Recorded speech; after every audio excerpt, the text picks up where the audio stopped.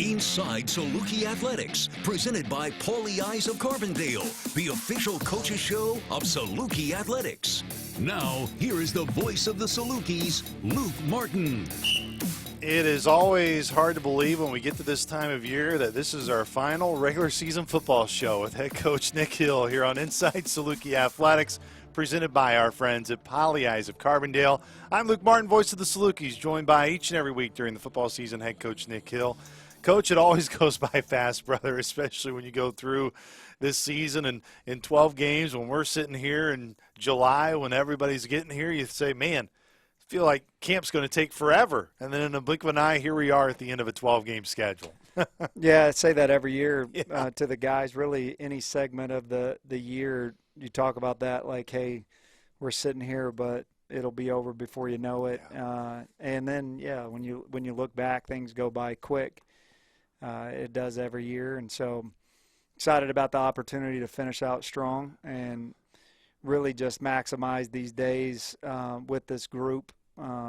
Really enjoy each day, and that's what we've talked about. Talked about it on Sunday when we came back in this morning in the team meeting, just really enjoying each other because every team is different. Not one's ever the same. There'll be guys that are coming back, but then those 20 seniors, you really want to try to honor those guys and appreciate those guys. And I think even for them, and talk to them about that, being a past player, like maybe in the moment you do have that, like that last time you take off those pads, but it really hits you down the road a little bit, just how much you appreciate it and wish you could go back and have one more. So not really having any regrets about anything, finding that joy to play. And then guys that do have time remaining, really honoring those guys because one day they'll be in that position. I don't want to say, Coach, that what you do,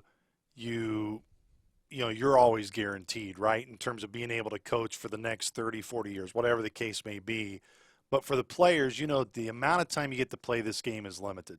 And that's what fuels you guys as coaches, is to get these guys to really understand that what you get to go through, what you're doing through putting on that uniform, I get more opportunities to coach than you ever will get to play. And it's going to be the same for you one day, whether you want to end up coaching this game or being outside. You don't get as many opportunities to wear that uniform as often as you want, especially at this level.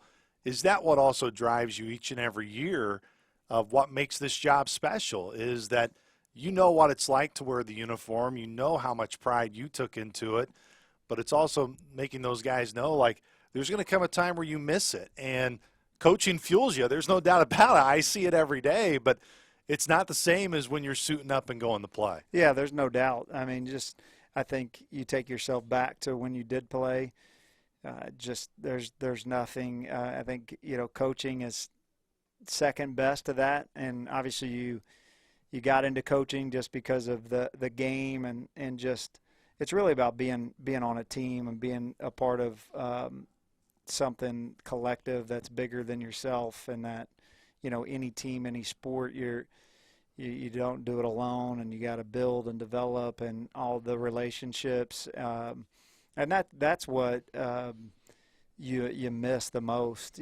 These guys go about their way and in life, and some of them will pick sports in their future or coaching, and I hope they do.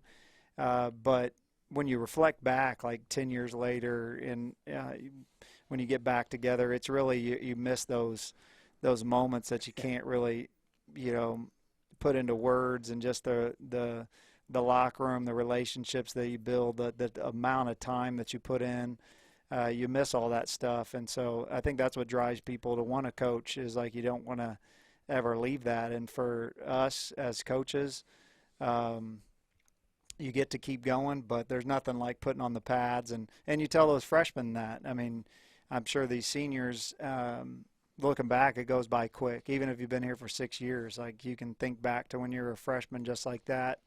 And, things go by fast. There's a lot of great traditions in our game, and not even just in terms of college sports, in terms of the game day. But in my time around, Coach, some of the most emotional ones are when the seniors get up after some of those final practices and get a chance to talk to the team. A lot of coaches get an opportunity. I know you do with your team as well. What about those moments for you kind of sit with you where there's some guys where you'll call up on, hey, get them to say, some of your favorite memories. You ask them some questions of their favorite times here. And some of those heartwarming things that they can say, to me, that's what always tugs on my heartstrings when it gets to this time of year, when these practices start coming to an end. You can kind of see it kind of realize for them when they're put in that spot. And you also see a lot of the teammates, a lot of the guys that are around them, absolutely locked into what they're saying and really hanging on every word that they do say for those senior speeches. Yeah, we always do that, and I think whether it's after practice and team meeting segments or getting closer toward the night before the game, but I think everybody's got a different story, everybody has a different path, and the ups and downs, people have all had adversity in different ways. And so just listening to those, what their highlights have been. And then I can always remember that as a younger player, listening to those seniors and seeing the emotion of, hanging them up for the last time and knowing it's over. And then, hopefully, and you want to leave a legacy. So if you're an older player, and if you're a younger player that gets it, you're watching those things, and then it's like, man, I'm going to be there in 1 day, in 2 years, in 3 years. And so then you go back and start working of like, man, I can't take any day for granted. I can't go because then, this team will go back to like, hey, it's going to be a while till we get to play again, but that time will be over soon too. Yeah. We'll be sitting here talking about the next season, and it'll be over quickly. So, what that legacy is, I always wanted to do that of leaving a legacy for the guys that, whether they were in my position room, those quarterbacks, to watch a guy, and then hopefully you've made an impact on them to better their career. And a lot of these seniors have done that. We're going to have two seniors coming up on the show today, Jake Green and Ubaid Steed. Jake, of course, has been right there with Chase Evans in terms of up there on the offensive line in terms of consistency. And Ubaid, over the last 2 years since transferring in, Ubaid, you look at his numbers, Coach, and look, and I know maybe it's something that you don't always necessarily want to bring up, but I've been around football not as long as you, but when you're around teams that maybe don't reach those goals, it's easy to see guys check out. And I've been on teams where a lot of those guys that are first are not the younger guys. It's the guys who have been around the block multiple times. You look at a guy like Ubaid Steed, and his numbers have been going up, and his effort has been continuing to go up. It's always been at a high level. That, to you, Coach Hill, just has to speak volumes of not just how important he is to your team, but the type of individual that Ubaid Steed is and how important he's been to this program. Yeah, I love Steed. We've got a good relationship and one that I'll always, keep great contact with. And, probably one of the things, like when you like leaving a legacy, even last week, South Dakota State, the game, obviously we get into the second half and they've got control of the game, and we didn't have any really safeties to sub, so to where some of those guys, the snap count wasn't as high. He takes like 68 reps in the game because there was nobody to sub him out. And then you put on the tape and watch the effort of those reps. It was the same consistency of the, I'm out here, I'm going to give it everything I have, flying around, extra effort tackles. And so you remember those type of things, just the amount of reps he's taken. And he didn't practice last week, because he had strep throat. He had to be away from the team for 2 days. So Tuesday, Wednesday, no padded practices. Thursday, walkthrough. Friday, fly. And so, you've overcome strep throat, and it's like I got to take every rep in the game on Saturday. Those things mean a lot to me. You look at your group, so many young guys, Coach Hill, been able to get thrusted in and get a lot of experience, not just in the second half of that South Dakota State game, but a lot this year. We've really gotten into the defense especially. There's been so much youth on that side of the ball. Everyone wants to know what type of legacy you're going to leave. But for guys like Ivo, Ubaid, so many others I know I'm forgetting here off the top of my head of terms of seniors on that side of the ball that have had to be important mentors for that group this year.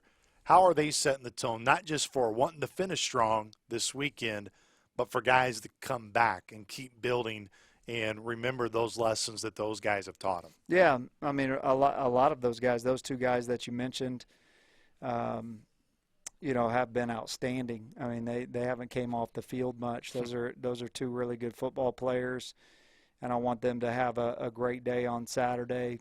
Even in that room, Isaiah Bigby is a guy that's been here a short time, but he's made an impact on me. I've told him that just when as far as what you want, as far as like the type of leading by example and just committed to do that. The season hasn't went how he wanted, was injured, didn't get to play a lot throughout there with his hamstring, and just a consistent, mature guy that I guarantee you the younger guys in that room have grown from knowing Isaiah Bigby, and so seeing those guys, obviously the only guy up front is D Love. So when you're talking to guys that have taken a ton of reps on defense, it's those three guys, D Love, and then, Steed and Ivo on defense, those three guys. And then offensively, Jake and Chase and Abdu have played a lot of football for us, and those guys leaving, and then, some grad transfers at receiver. And so, yeah, I mean, those guys have done a lot for the program, and that's why I'm really focused on giving them the best week and for making sure everybody from the coaches to everybody about finishing and putting forth what it takes to win, and that's what we'll do on Saturday. And look, there'll be a time for us to be more reflective when we get the season over and can do more of a deep dive into it. So we'll save those questions for then. But when you look at on Saturday, and it was one of the areas that we picked up on with Lindauer having to come in and not an easy spot when not an easy spot for him, not an easy spot for you guys as coaches because Michael can run, but you also definitely don't want to put Jake back out there, and you wouldn't have been able to. You were trying to get VD ready for possibility coming in or whomever in those spots. But for Michael to do that and now know that there's going to be a load on him this week, regardless of whether Jake can go or not. I mean, what a spot again. You have to rely on a guy like Michael, and even for Michael to bounce back, again, had some throws that he'd love to have back, but still delivers a strike to Allen in that second half. Yeah, no, I mean, really besides the pick that he forced, and, that's kind of Mike. I mean, Mike's but it's like, hey, we gotta give a shot, to K-Lou, and but other than that, did some good things. You took us on 2 scoring drives and 4th down touchdown pass, and so yeah, I mean that's just been a great story, really for him too. Him being a senior and never playing in a college game up until coming back off of being a coach. So I know there's a lot of appreciation for him. Today, I mean, obviously out at practice, we've only got 2 quarterbacks, and now Jake back down, so back to kind of practicing with one. He took every rep at the practice. We did more service work today where we service each other during our scouts. So, I mean, I don't know what the snap count number was for Mike, but it was probably in the hundreds today, giving the defense a look, running our plays. And I'm like, get him some water. And then we were like, we're going to, we can get somebody else. And he's like, I got 2 practices left. You know what I mean? The arm's fine. I'll just keep on. So he never came out. I think the only one you got to be worried about is Nathan Frame. Yeah. Is it with his reps and his arm? That's probably the only one, Coach Hill, that you really need to look at the reps. Yeah, we got to evaluate our scout team quarterback coaching, who's ready to go next year. Frame's had some good reps, some bad reps. Yes. Well, let's look towards Murray State this weekend. They're obviously in a first year under Coach Wright, who has taken you look at their schedule, Coach, there's no doubt they had they got all 4 Dakota schools in terms of their Valley football schedule this year. They, of course, just got done playing a bye game at Kentucky after they saw Missouri State and then both Dakota States in a row. So they've had some of their challenging games here down the stretch of the season. But yet they have three guys. When you look at their rushing numbers offensively, they got three guys who would lead your team in rushing right now. So they've been able to move the football at times, just kind of maybe similar to the Salukis this year, where it's been when the field has shrunk, just trying to finish those drives and get points at the end of it. They've been able to get some yards and move the ball. Yeah, they've done some good things. You know, Coach Wright's first year, I don't know him well, but he's a good guy. I've enjoyed getting to know him in the short time and the couple times that I've met him. Obviously, you know, a previous coach here, Nick Williams, is on staff down there. Great person and guy. So just, you know, getting the program going and recruiting. And so, yeah, and then you get put into, you know, you got to play two Power 4 teams, you know, quality Power 4 teams, one late in the season, which is really tough. Yeah. And, yeah, in our league, you know, whenever NDSU and SDSU have been at the top, you know, how the league, how your schedule shakes out means a lot too in this league schedule. But when you've got to get them all within like 4 games and you got to play them all back to back, throw in Kentucky in there, it's not been an easy stretch. So some of those, you know, the tape, you've got to also watch with a grain of salt and understand how difficult going against those people are, and they've found themselves, you know, having some success. So we've got a lot of respect. I mean, when we're sitting here, you know, with 3 wins, we're not overlooking anybody, and what the effort that it's going to take on Saturday to win is going to be, you know, it's going to take a great effort.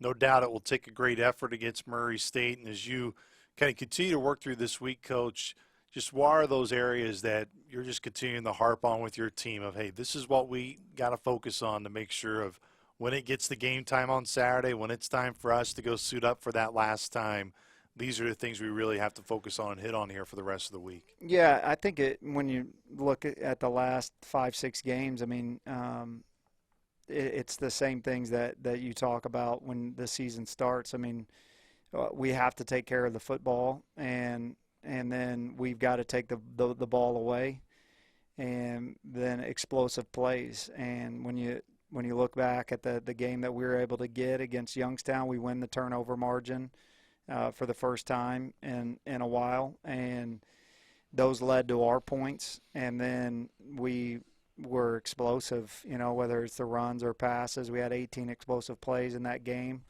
And then you look back at South Dakota State, you know, they controlled the ball running the ball, but we turned the ball over twice early in the game to where, you know, they take a pick and turn it into 7. We turn it over twice. We don't create any turnovers. They have 13 explosive plays. We have 3.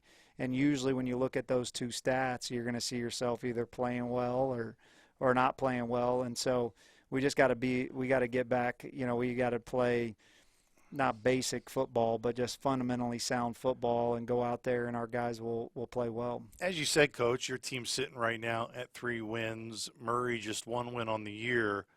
But when you're around this thing all year round, can you even put in the words what it means, regardless of, look, everybody would love for their season to end with a win in Frisco in January. There's only one team that gets that opportunity. And still, there's going to be a disappointment in your team that the season's not continuing after this week. But can you still put in the words how important it is, though, for your locker room to have that winning feeling at the end of the year, even though the season will not continue next week, of what that can do for your group just in terms of spearheading into your winter conditioning and, of course, ultimately into the spring, which seems like a while away now, but we'll be here in a brief blink. Yeah, I don't know, you know, as far as propelling us forward. I mean, anytime you get an opportunity to win. But I just mean for this group, you know, one more time. I mean, that's what we are going to be practicing hard for and doing all those things. So those guys, and we talked about earlier in the show, just what this game creates and the memories and everything, that will be another great memory, just like any winning locker room is. But being at home, knowing that we're not going to get on a bus or go travel, and, you know, just like, hey, you know, those seniors, their families are going to be here, It be done in the early afternoon to get in that locker room and celebrate and to end the year. We did that in my first year in 2016. We beat Western here in the last game of the year. They had an opportunity to go to the playoffs if they won, and we were able to come back from I think 17 down in the fourth quarter, and we won that game. And I can still, that's one that 9 years later I can reflect back on what it was like, coming off the field, getting in that locker room with those guys. We got to our fourth win, but those seniors, Billy Reed and Israel and Kyle and those guys, like I can still remember it, man. There was a joy amongst those guys that put in so much, and they got to enjoy that locker room one more time. Well, the purpose of what we try to do, and when I say we, I include all of us in it, but also Coach Poor and Mike True on the radio, and why we're around you guys as much, is to try to give the Saluki Nation and fans just a look into things that they can't always be at, and to try to describe and tell them stories that they're not always around to see. And even as much as we're around, Coach Hill, we're not as much around as, of course, as you are. And what I'm alluding to is, for my last question here to you before I let you go, what's something that you would like our fans to know about what you've seen from this group each and every day, from the meetings to the workouts, from dating all the way back to the summer to all the way through this year, that you hold on to about this group and that you're very prideful about this group in, that maybe we just haven't been able to show publicly or say loudly, because it's only those who are there every day, like yourselves and your coaches, your GAs, et cetera, that do see it each and every day? Yeah. I think probably the one thing that sticks out is obviously when you go through a season like this, and even seasons that are going well, there's just so many things with 105 guys that happen, and the ups and the downs. But just watching the guys and the messaging, the assistant coaches, just remaining committed to doing their job, and the guys, continuing to answer the bell as far as like just showing up and competing. Whether it's obviously a lot of injuries, and especially at the quarterback position, of where there's so much on that. Another one goes down, and just those guys, the fight to want to come back and play. When they could look for the easy way out. The guys that we referenced, Ubaid being sick all week, and it would have been easy to be like, man, I just don't have been sick, and I'm, we're traveling, and I can't play, But those guys like fighting to come back. The Bogles playing with like a broken hand, and just battling, having to go play a new position last week at Sam linebacker, which he doesn't like to play, doesn't want to play it, and it's like, but that's my only position this week, and going out just competing. And watching these guys continue to answer the bell. Chase, we've talked about numerous times on here, just dying to play on Saturdays. And those guys continuing to, like, just fight. So many stories of that.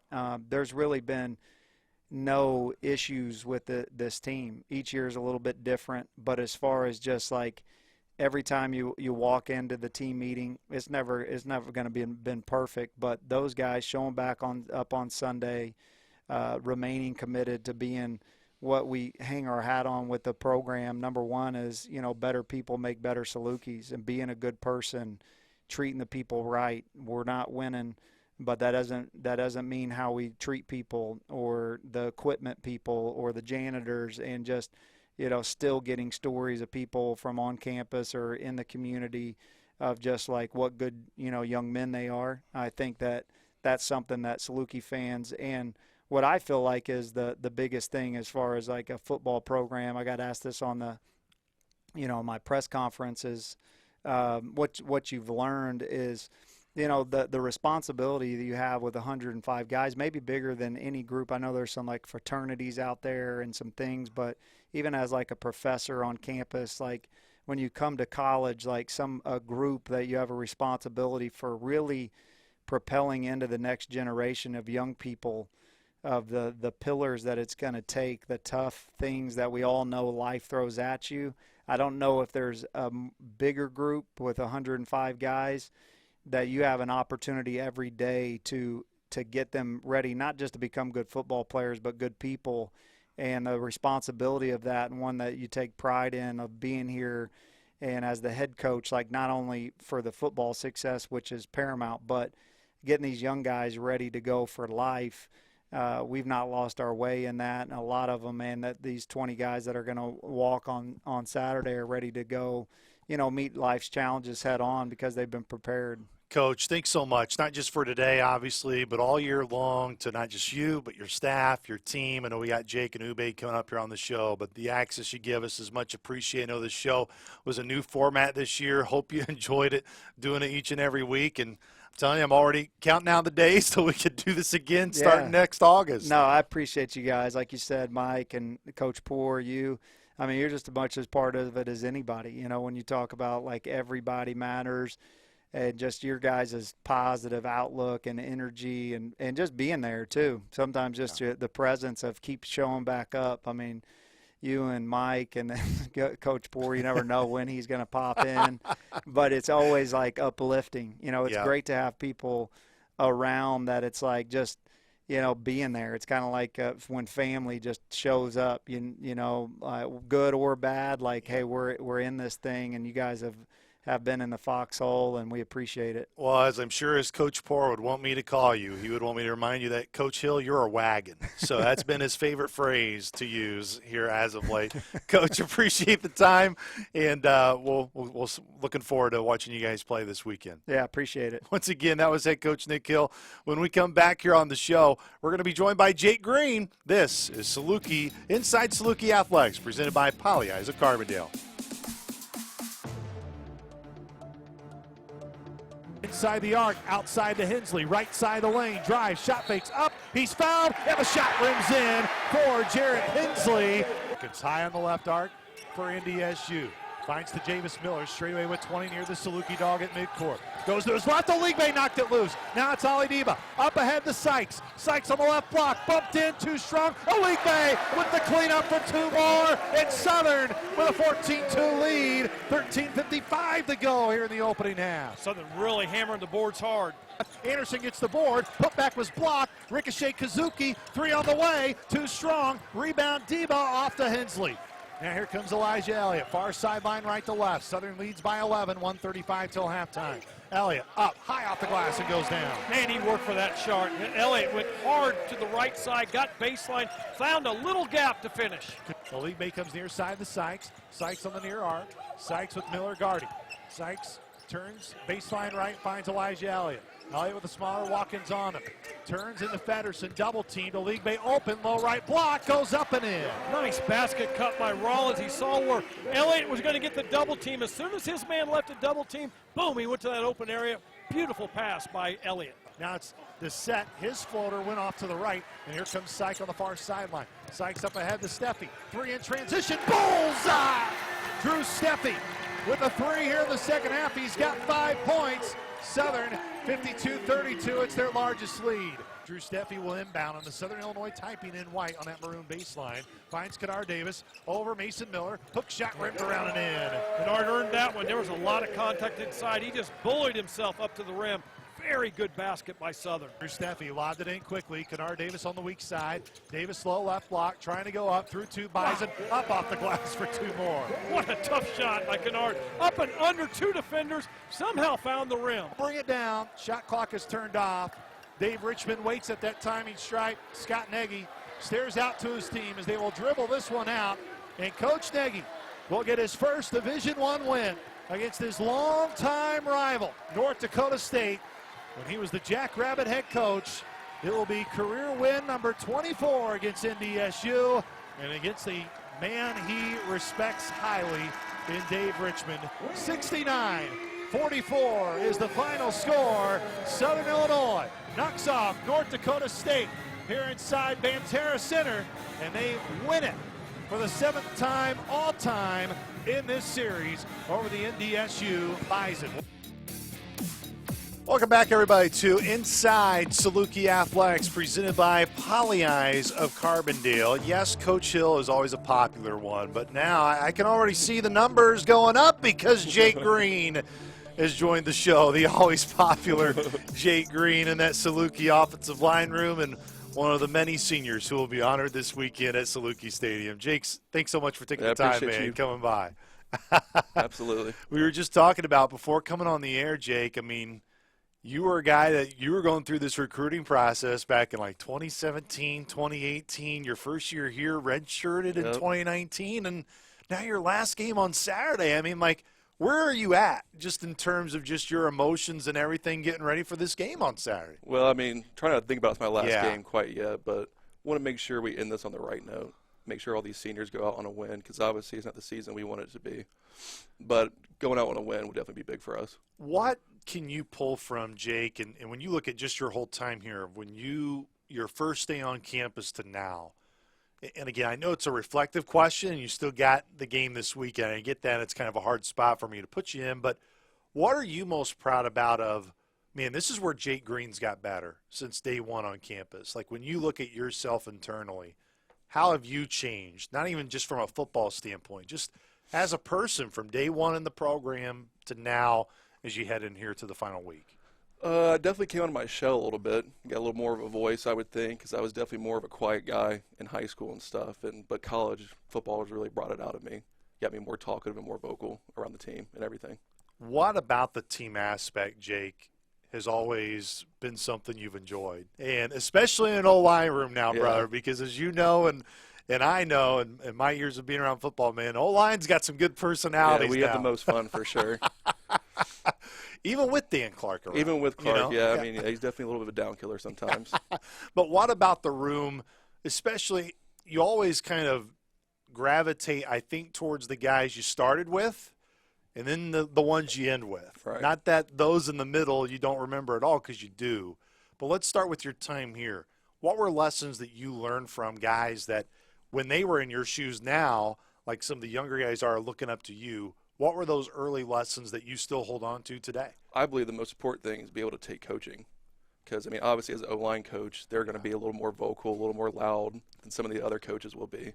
Just got to be taking it on the chin, make sure you're learning from what you're doing your mistakes on, and building from that. That's the most important thing. And also another thing is just to always have fun playing this game. Because at times it can get a little tedious and everything. But make sure you just find the fun things out of everything. And not only can it get tedious, Jake, but when you are in a year like this, where I think all of us knew, you know, going in the halftime of that Incarnate Word game, I mean, I wish you could bottle up that emotion. Absolutely. Because I actually had to run quickly out of the press box and go check something for our post game, how we do, Coach Hill. And I went by the locker room at that time. I mean, just the energy level in there was like, you wish you could bottle that up and sell it, because it was unbelievable. And I know things since then took a turn, but how have you tried to remind yourself, even in a year like this, it's fun? Like what you get to do each and every week. There are so many that would do anything to be in your spot. It's just easy being around the guys. Having a good group of guys around you makes everything easier, I think, personally. Why about this group do you think, Jake, that there's been that connection? Like there's been that close connection of, like you said, it's not been hard because everybody you show up with day to day, that's what gets you going. Absolutely. We've just been together for a while, like guys like Chase, Abdu, I mean, even like Finsky. I feel like I've known him for a long time. It's just easy being around those guys, and even like Curry, love being around him, and DJ is great additions to this team. So have you ever got jealous of how many vet days Chase has gotten this year? No, I was right there with him too a little bit. So he had a couple extra, but it's all right though. What about you guys? Because when I think of one, I think of the other, and that is in a very good way and in a positive way, because you guys have been so intertwined on that offensive line from a playing standpoint, practice standpoint. Why have you guys just always really had that great relationship? And I know a lot of it just has to do with because you played for so long. Yeah, we came in at the same time. We'd known each other for a while. We've lived together for, I don't know, 5 years now, I would say, 5, 6 years. So it's just been, that's my guy. So knowing that you've lived with him, who's the best cook between you two? Like probably him. Probably him. Yeah, probably all right. I'll go with him. What's something you bring to the table? I'm just a chicken and rice guy. I keep it simple. Little frozen vegetables. That's all I got for you. What's Chase best at? Can he do just about anything? I think he's pretty. Really? Yeah, he's a little diverse. He's diverse. I'll give it to him. I may have to take advantage of that. Might have to. We'll get you over sometime. Yes, we get out of here. We'll have to do that for sure, Jake. Offensively, look, not to say the team has faced adversity. Even when you look at the defense this year, Jake, I mean, losing Dewey and Colin early were huge because that thrust a lot more younger guys onto what was already a youth-filled defense. But there's no doubt the change at quarterback spot has been the highlight this year.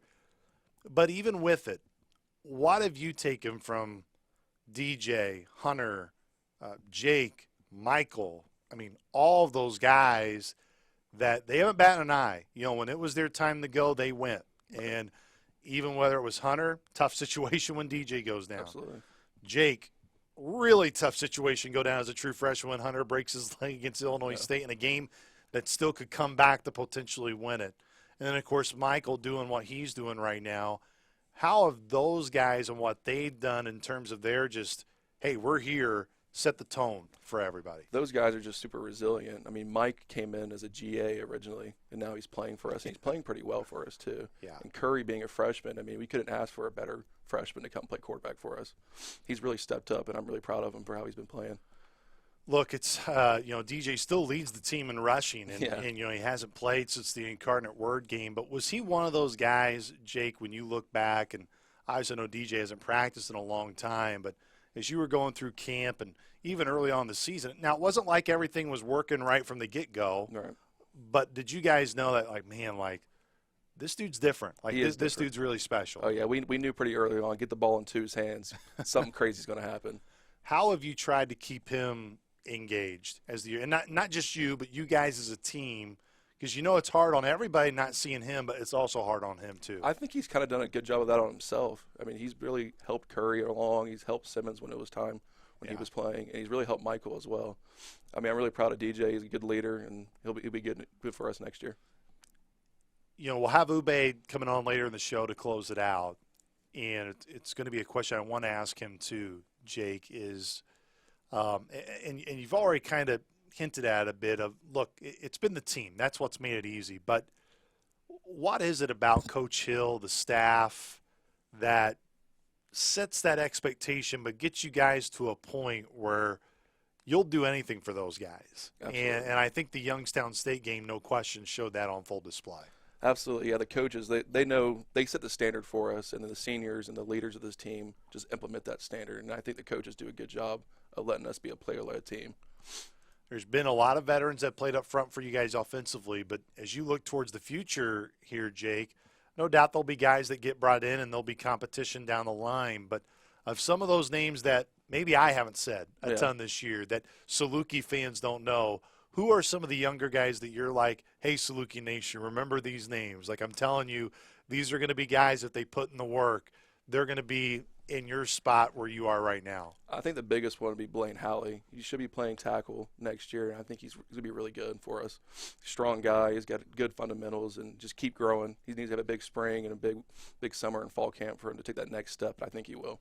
And are those things, Jake, even in your spot, that you try to remind those guys, like, Absolutely. hey, like, look, man, like, you got what it takes my to get time's where done you here. You boys are up next. So. Will you be the guys in the stand that maybe have a few beverages yelling out some encouragement? Just a little something maybe. Well, Murray State this weekend, Jake, just any win is important to get. And when it is going to be your last time at Saluki Stadium, not to say that's the only motivating factor, right. But just for everything this team has been through this year, what would it mean to just put a cap on the year in a winning fashion on Saturday? It's just closing this book on the right way. You want to go out on a good positive note. You don't want to come out with a loss here. So we're expecting a win here. We will get a win. You guys offensively, what are the things you're really preaching right now here the rest of the week, Jake, in between now and Saturday? I know as offensive line, we're saying let's run the ball. Let's get the running game going this week. Absolutely. And I think everybody would love to see that running running game get going on Saturday at Saluki Stadium. Jake, really appreciate your friendship more than anything, and definitely looking forward to watching you guys on Saturday one final time at Saluki Stadium. Appreciate you, Luke. Once again, that was Jake Green. Join us when we come back here on Inside Saluki Athletics, presented by Pagliai of Carbondale. Head coach Kelly Bond White joins Larry Larson.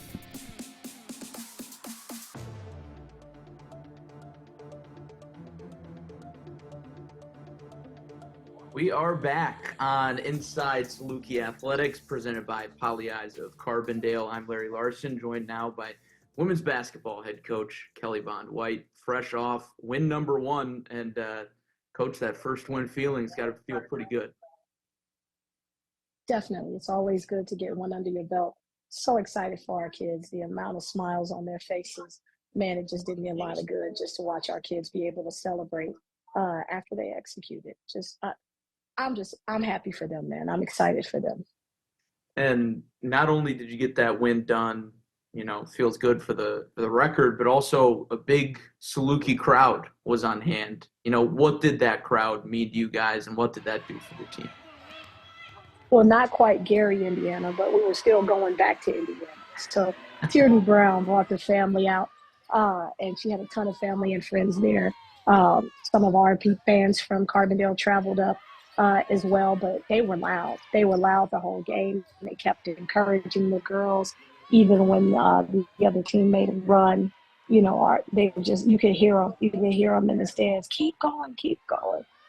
So it was awesome for our kids just to have that kind of right on top of you.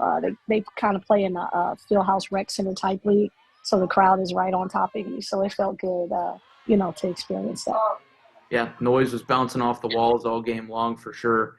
And hard to ignore the performance from Gift Uchenna. Just dominant, 34 points, 17 rebounds, and it just came out that she was named the Missouri Valley Conference Newcomer of the Week. A hard-earned award for Gift.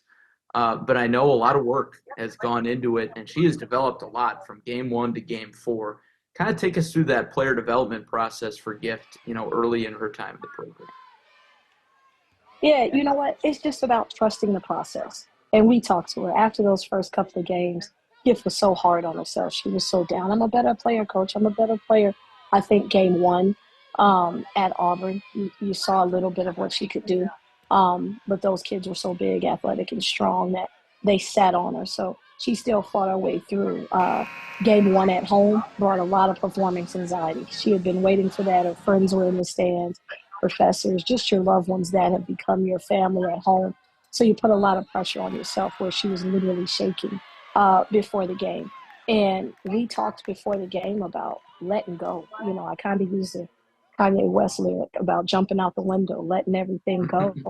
And that you can't control. All you can control is what you can control. And if you focus on that present moment, that's where anxiety creeps in, when we're worried about the stuff that could happen, could possibly happen. We can't control that mess, so let's just stay where our feet are and be present. And I think you saw that for her. She was flexing, and her teammates were excited for her, looking for her to get the ball. And she did it on both ends of the floor. I mean, just tracking that ball, moving out of space, getting rebounds. I think you saw the beginning of what we've seen and why we brought Gift here. You mentioned, that concept of home away from home for a player like Gift, who is from Nigeria. Got a lot of players from a lot of different places. What's that process been like of getting the team as a whole to gel when you've got so many diverse backgrounds? Oh, for sure. I mean, I've had the experience since I've been here every year with this new athletics and what we're looking at as the future of athletics. Even though it's my 3rd year, it's still a first-year team. And it's been like that with the portal and NIL and everything like that. But what I thought was difficult in our first year of just bringing players together, now you have different dialects that English is all of their first language with the exception of 2, but it's still different basketball. So you're speaking a bit, you're trying to mold in what the coaches are talking about. So we formed our Saluki dictionary, looking at every detail, making sure our young ladies know when we say something, this is what we mean by that. We've had to eliminate a lot of our slang, if you will, that we as coaches talk in terms of, hammer screen. Well, you know what? They might not know what hammer screen is, but they understand, hey, set a screen on the backside, flare that kid, to the corner. So we have to be conscious of how we're speaking and making sure we're all speaking and keeping it as simple as possible. But we knew it would be a process, and that's why there was no panic on our end. There's still going to be ups and downs, but like I told our kids, trust the process, embrace the journey. Trust the process, embrace the journey, and just control what we can control.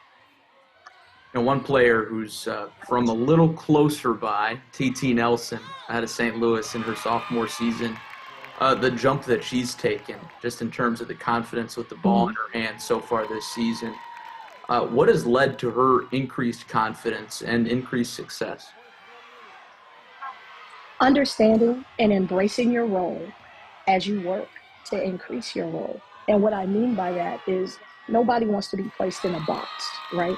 But sometimes you have to embrace what your box is. And that's what TT has done. She knows I can create chaos on defense. I can disrupt people on defense, but at the same time, I can get to the rim. I can get to the rim and I can create offensive opportunities through my defense at the same time while my shot is still continuing to develop. She's embraced that, and that's what I'm trying. That's the difference between a sophomore and a freshman. Freshmen sometimes fight you because they want to prove, oh, I can do this, I can do this. TT has accepted her role, and her minutes keep increasing and increasing because she's doing the things that the team needs her to do as she keeps expanding on her game. Now, you've got a little bit of a break in between games here. Next game on Monday at SEMO, so a little over a week in between games. Just how important are these practices when you've got, pretty much a week in between games? Well, let me tell you something. The practices are important, but the off days are probably more important right now as we get some kids back that were pretty banged up. We lost Alice for that game, and so we're hoping to have her back for Monday. It gives Janiyah some more time, on her recovery, and just all kinds of folks that we're hoping to have back into our lineup. I'm with Karis right now, and there's some good stuff headed our way. We're going to start getting some of those players back that have been off the lineup. So off days are important, but it's really important for this week of practice to be able to refine some things that were exposed, things that we've seen in these first couple of games that we need to clean up, things that we want to add as we continue this process, because keeping sight of this whole process is getting ready for Missouri Valley Conference play.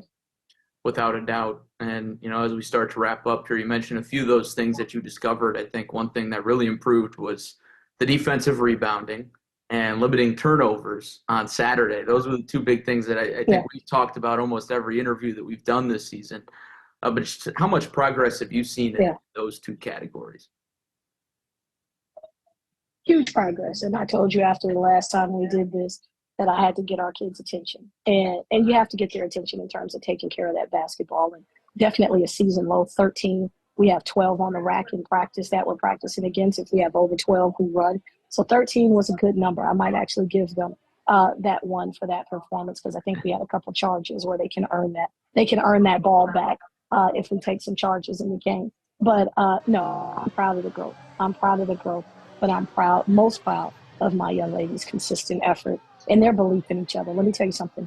Things can waver X's and O's wise. Things can waver, on that court.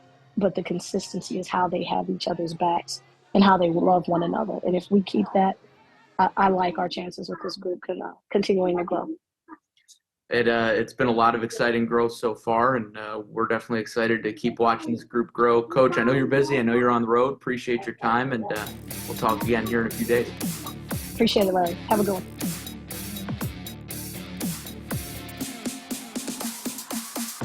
He's been a bad man on that football field this year, and he always has when he's worn that Saluki maroon. And he joins us here on Inside Saluki Athletics, which is presented by our friends at Pagliai of Carbondale.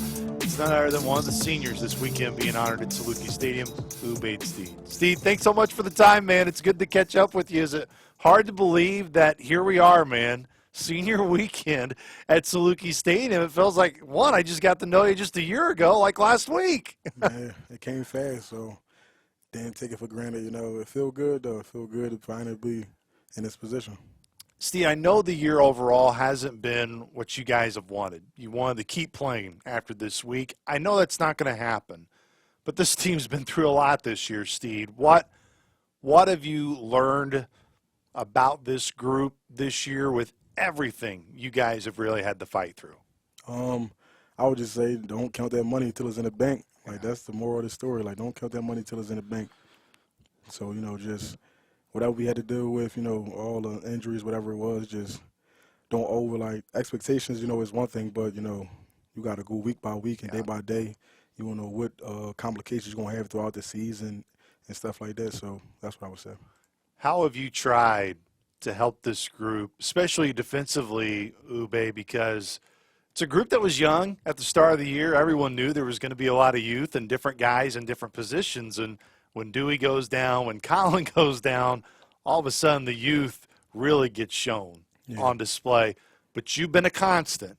How have you tried to lead that group throughout the year, just from that leadership point of how you've tried to carry that load this year, Steve? Yeah, just knowing that, you know, good players got to play like good players, and you always got to step up, and you always got to be accounted for. Like, no games off, no series off. Like, you always got to be somebody that they can lean on. They can see that, you know, even if I make a bad play, you know, just knowing that, just fighting through it, you know, that's the thing. Just being constant, fighting, always fighting through it, and never giving up no matter what. Like, staying tall.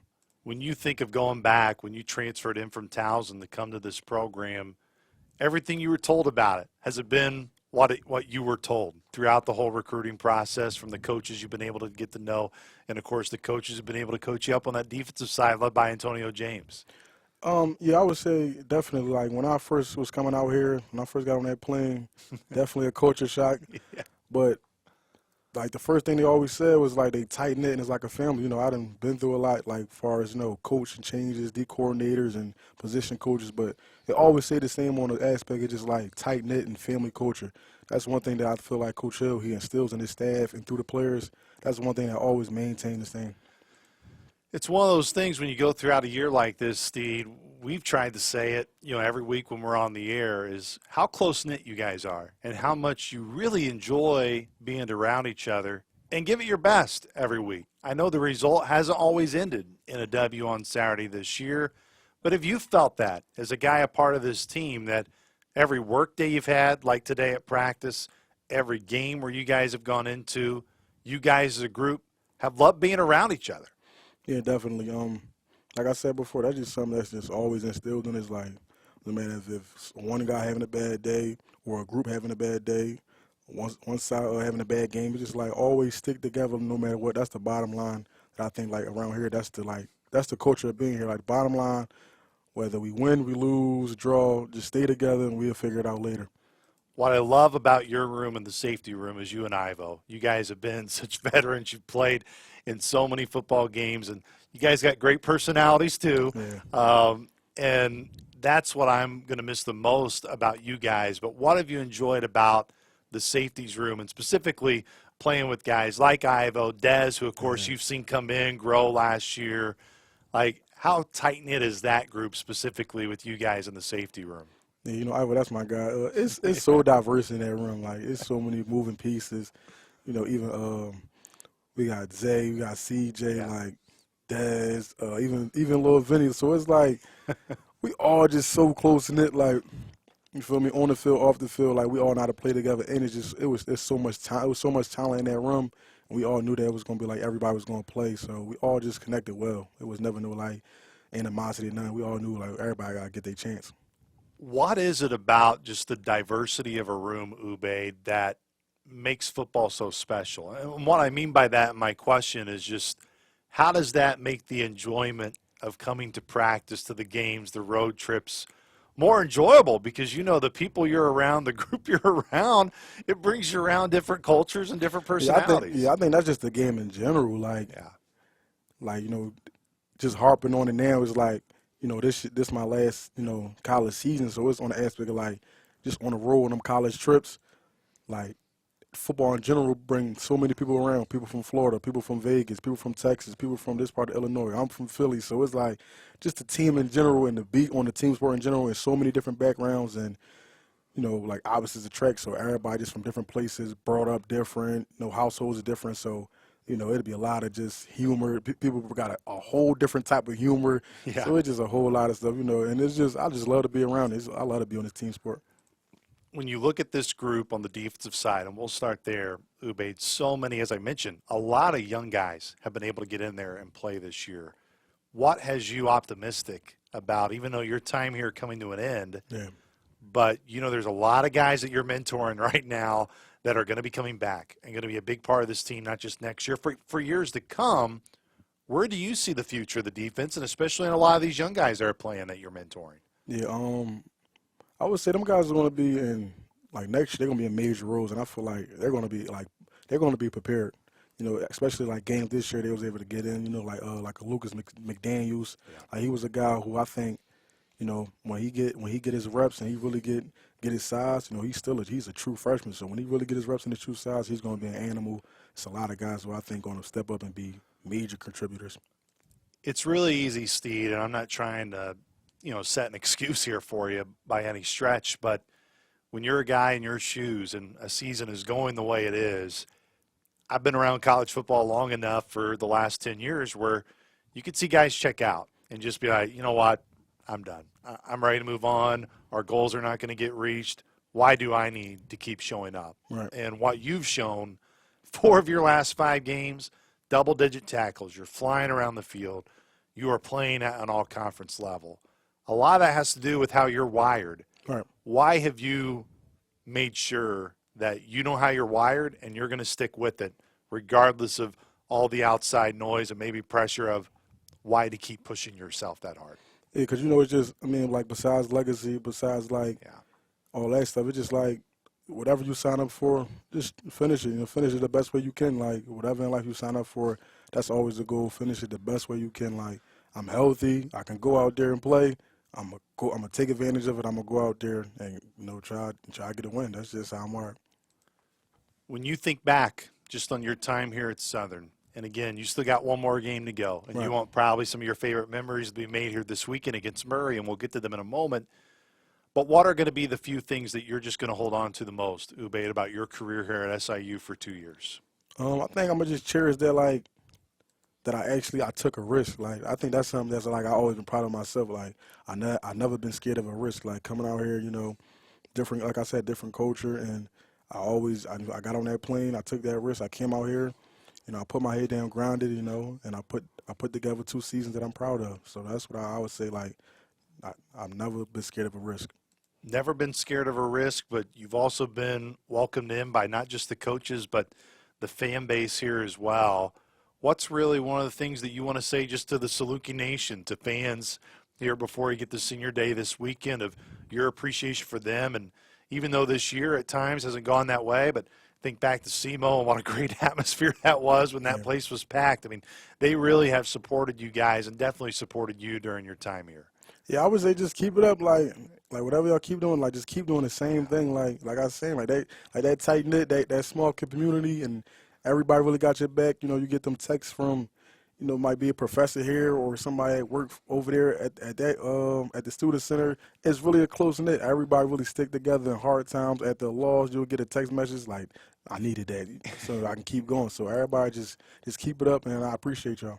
We caught up so much throughout the year, just normal, Ube, talking at practice, but as the year was going on, and especially early on, fall camp and early in the season, I think everyone knew the type of talent that DJ had at quarterback. Yep. And we, of course, saw on display against Incarnate Word. Like, early on this season, like, how impressed have you been just that when it was DJ's time, he got to a level that was high? Hunter, same thing. When it was his time and he was able to get some reps, he got to a level. And obviously what Jake Curry is doing right now and Michael Lindauer, how have those guys showing how selfless they can be and putting them out there for the team affected everybody, even you guys on the defensive side of the ball? Yeah, I think definitely for the younger guys, it put a perspective like your time can be called at any time, and you got to be prepared. So, you know, especially Jake Curry, him having that courage of just stepping in and just playing loose and saying, like, you feel me, whatever happens, I'm gonna go out here, I'm gonna give my all, I'm gonna give my best. And sometimes, you know, at best is good. So Jake Curry, he's a guy that for the youth on his team, they definitely look at him like that they can do it too. So it gives people confidence.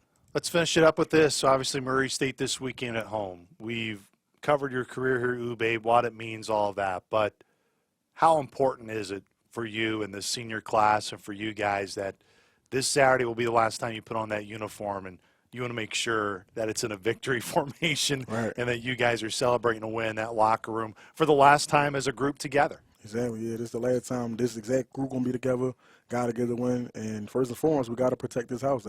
That's always number one. So that win going to mean everything. The win going to be that sour taste in your mouth that you went out like that, or it's going to be a good taste of where as though, I was able to do tremendous things here and leave off with a W. Steve, you know how much I appreciate you, man, and it's been great to get to know you over these last 2 years, and we'll always be connected throughout, and looking forward to seeing you guys close this thing out well on Saturday. Appreciate the time, Ube. Appreciate you. Big thank you to Ube Steed for coming on here on the show. That does it for this week's edition of Inside Saluki Athletics, presented by Pagliai of Carbondale. Reminder, we will not be here next week due to the holiday and being on the road down there in Florida for men's basketball coverage at the Gulf Coast Showcase. So we will rejoin you the first week when we come back in December, and we look forward to talking to you then on this edition for Inside Saluki Athletics, presented by Pagliai of Carbondale. To Larry Larson and Kelly Bond White for Saluki women's basketball, for head coach Nick Hill, Ubaid Steed, and Jake Green for Saluki football, I am Luke Martin saying so long, Saluki Nation, and as always, go Dogs. This has been Inside Saluki Athletics, presented by Pagliai of Carbondale. The preceding has been a Learfield presentation on the Saluki Sports Network.